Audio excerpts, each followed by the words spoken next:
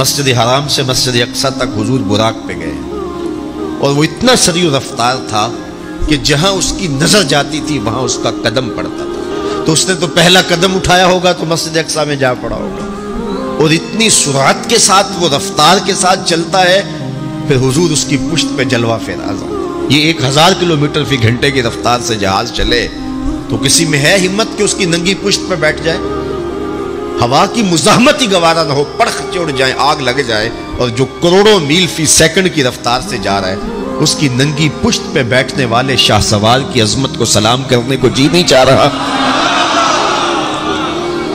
اچھا پھر اتنی سرعت کے ساتھ جائیں تو راستے میں کوئی دکھائی بھی دے تو سجھائی نہیں دیتا، اچھی طرح پہچان نہیں پاتا بندہ. یار تم گزرے تھے، کہا میں تیزی میں تھا. تو تیزی میں جو چیز نظر آئے تو اس کو پوری طرح پہچانا نہیں جاتا. لیکن اب اس رفتار سے جا رہے ہیں. لیکن معرفت کا عالم کیا ہے کہ میں حضرت موسیٰ کی قبر کے قریب سے گزرا، میں نے دیکھا وہ قبر میں کھڑے ہو کے نماز پڑھ رہے ہیں. اور حضور ابھی وہاں پہنچتے ہیں مسجد اقصی میں تو حضرت موسیٰ علیہ السلام پہلے وہاں موجود تھے. یا تو یہ ماننا پڑے گا کہ یہاں بھی موجود تھے وہاں بھی موجود تھے، اور یا پھر یہ ماننا پڑے گا کہ وہ پہلے چلے گئے.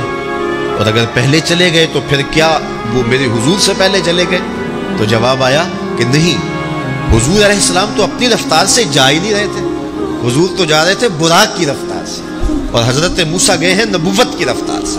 براق بہت سریع ہوگا لیکن نبوت سے سریع نہیں ہو سکتا، اس لیے حضرت موسیٰ پہلے پہنچ گئے.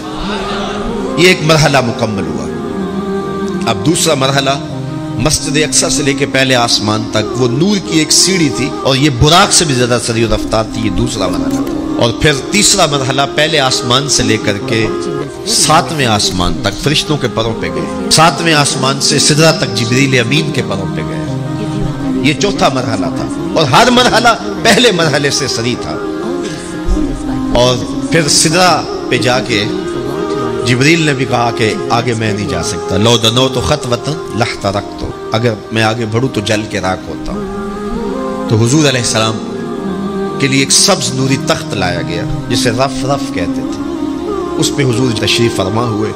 پھر وہ کس صورت سے گیا؟ ان 4 مراحل سے زیادہ سریع رفتار تھا. رف رف کی منتہائی پرواز جب ہوئی تو میں حضرت کی روح سے فیض لے کے کہتا ہوں کہ رف رف کی بھی بس بس ہو گئی. اب یہ 5 مراحل اپنی انتہا کو پہنچے. اب یہ حضور کی ذاتی رفتار نہیں تھی، ذاتی رفتار اب شروع ہونے لگی ہے. اللہ اکبر. پھر آواز آئی ادنو منی یا احمد، پیارے رک کیوں گئے ہو، آگے آؤ. اللہ اکبر. اور حضور پھر اعلیٰ حضرت فرماتے ہیں کہ ڈرتے جھجکتے آگے بڑھے. کیوں؟ جلال و ہیبت کا سامنا تھا، جمال و رحمت ابھارتے تھے. عبد تھے نا، معبود کی حضور حاضر ہو رہے تھے تو جلال و ہیبت کا سامنا تھا، جمال و رحمت ابھارتے تھے. آواز آئی محبوب آگے بڑھیے. حضور نے ایک قدم اٹھایا. اب پھر فاصلہ کتنا طے ہوا ایک قدم میں؟ مسجد حرام سے لے کے مسجد اقصی تک براق نے جتنا فاصلہ طے کیا، مسجد اقصی سے لے کر پہلے آسمان تک نور کی سیڑھی نے جتنا فاصلہ طے کیا، اور پہلے آسمان سے 7ویں آسمان تک اور پھر وہاں سے سدرہ تک جبریل اور فرشتوں نے جو فاصلے طے کیے، پھر اس کے بعد رف رف جہاں تک گیا. ٹوٹل ان 5 مراحل میں جتنے فاصلے طے ہوئے، حضور کے ایک قدم اٹھنے سے اتنے فاصلے طے ہو گئے. اب یہ رفتار تھی میرے حضور کی. پھر ہر قدم میں اتنا فاصلہ طے ہوتا جتنا پیچھے ٹوٹل قدموں سمیت فاصلہ طے ہو چکا ہوتا. اب کوئی حساب کر کے تو دکھائے. اللہ اکبر. اور پھر آواز آتی گئی بڑھ اے محمد، قریب ہو احمد، قریب آ سرور ممجد. نثار جاؤں وہ کیا ندا تھی، وہ کیا سما تھا، وہ کیا مزے تھے. 70,000 مرتبہ آواز آئی اور حضور کے قدم اٹھتے گئے. پھر کہاں تک پہنچے؟ کوئی حد ہے ان کے عروج کی، بالا غل علابے. اور اس کو میرے رب نے سفر نہیں کہا یہ ابھی میرے نبی کی سیر ہے. کیا سمجھو گے میرے رسول کو؟ اس کی سیر اتنی سریع ہے کہ تمہاری عقلیں تھک گئی ہیں، اور اگر وہ سفر کرنے پہ آئے تو پھر عالم کیا ہوگا.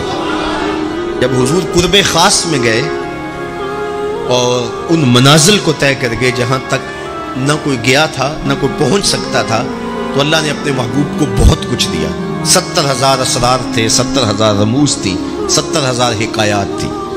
محبوب کی جھولی میں بہت کچھ ڈالا اور ڈال کر کے کہا بما اشرفک یا احمد، اے محبوب یہ تو میں نے خود دیا ہے، اب تو اپنی چاہت بھی بتا، تیری چاہت کیا ہے۔ یہ مہمان نوازی کے تقاضے ہوتے ہیں نا، کہ سب کچھ پیش کرنے کے بعد بھی میزبان کہتا ہے کوئی اور، آپ کی کوئی پسند، تو یہ میزبانی کے تقاضے ہوتے ہیں۔ تو سب کچھ دینے کے باوجود جھولی میں ہر چیز ڈال دینے کے بعد کہا بما اشرفک یا احمد، پیارے بتائیے آپ کو کیا دیا جائے۔ اب پھر حضور کی ڈیمانڈ دیکھیے، حضور نے مانگا کیا۔ کسی شخص کو دیکھنا ہو کہ وہ کہاں کھڑا ہے، اس کو آپ اختیار دے دیجئے گا، پھر پتہ چل جائے گا وہ کتنے پانی میں۔ آپ مجھ سے پوچھتے ہیں کہ مانگیے، کیا مانگتے ہو؟ تو میں کہوں مجھے پانی دو تو آپ سمجھیں گے پیاسا ہے، میں کہوں کھانا دو آپ سمجھیں گے بھوکا ہے، میں کہوں گا میرے نام کے نعرے لگاؤ آپ کہیں گے شہرت کا متلاشی ہے، میں کہوں گا اٹھو اور میرے اوپر پیسے لوٹاؤ میں اتنی اچھی تقریر کر رہا ہوں، تو آپ کہیں گے یہ تو بیچارہ غربت کا مارا ہوا ہے، اس کے اندر کی ابھی بھوک گئی نہیں ہے۔ تو کسی شخص کے ظرف کا پتہ لگانا ہو تو اس کو اختیار دے دیجئے مانگ کیا مانگتا ہے۔ اور مانگنے والے جب کوئی کمال چیز مانگ لیں، وہ کیا کسی نے کہا نا میرے سوال کی عظمت تو دیکھ ہے ساقی، میرے سوال کی عظمت تو دیکھ ہے ساقی، جام نہ دے حسن طلب کی داد تو دے۔ تو کسی کے سوال سے اس کا ظرف کھلتا ہے کہ وہ کہاں کھڑا ہے۔ اب حضور کو اختیار دیا جاتا ہے محبوب مانگیے کیا مانگتے، مال و زر مانگا، دولت مانگی، یہ تو قدموں میں رلتے تھے حضور، آنکھ اٹھا کے نہیں دیکھتے تھے، تو پھر مانگا کہا بنسبتی الیک بالعبودیہ، اے اللہ ساری زندگی میں کہتا رہا کہ تو میرا رب ہے، یہ میں نے غاروں میں بھی کہا، یہ میں نے پہاڑوں پہ بھی کہا، طائف کے بازاروں میں بھی کہا، مکے کی گلیوں میں بھی کہا، برستے پتھروں کے سائے میں بھی کہا، میرے سر انور پہ اوجلی ڈالی جاتی رہی، میں نے سر نہیں اٹھایا اور کہا کہ تو میرا رب ہے، ساری زندگی میں نے کہا کہ تو میرا رب ہے، آج تو بھی تو کہہ دے کہ تو میرا بندہ ہے، مجھے عبد کہہ کے پکار دے۔ ملا جیون علیہ رحمہ فرماتے، امام راضی بھی لکھتے ہیں کہ یہ حضور کا پسند فرمودہ ہے، تو پھر اللہ نے جب بھی واقعہ معراج کی حکایت کی تو لفظ عبد سے جو ہے وہ بات کی، سبحان الذی اسریٰ بعبدہ، اور وہاں بھی سورہ نجم کے اندر بھی فرمایا فَأَوْحَى إِلَىٰ عَبْدِهِ مَا أَوْحَى، تو یہ محبوب کی چاہت پر ہے۔ اور پھر عبدیت کا بندے کی طرف سے جو اظہار ہوگا اس کے لیے پھر 50 نمازوں کا تحفہ دے دیا کہ میرے بندے تو پکارتا رہے اور مجھے رب کہہ کے پکارتا رہا، میں تجھے لبیک یا عبدی کہہ کے پکارتا رہا۔ اور وہ 50 نمازیں پھر 5 نمازوں کی صورت کے اندر باقی رہی۔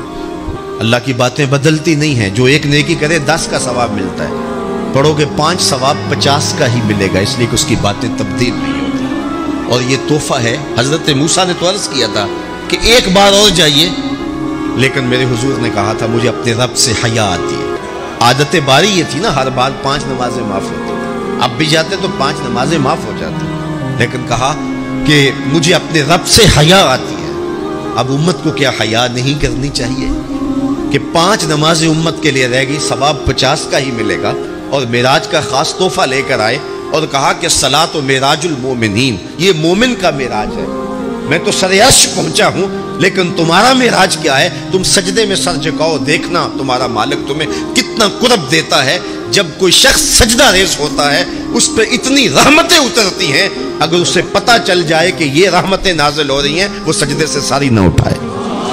تو اس کے حضور بندگی کو بجا لانا یہی بندے کی معراج ہے۔ Always support us by clicking the subscribe button because it means a lot to us. To the next video.